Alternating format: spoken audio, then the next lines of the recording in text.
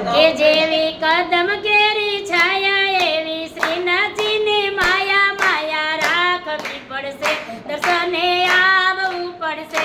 જેવી કદમ કેરી છાયા એવી શ્રીનાથજીની માયા માયા રાખવી પડશે દર્શને આવવું પડશે એ જેવા ગુલાબ માયલા ગોટા એવા શ્રીનાથજી છે મોટા મોટા રાખવી પડશે દર્શને આવવું પડશે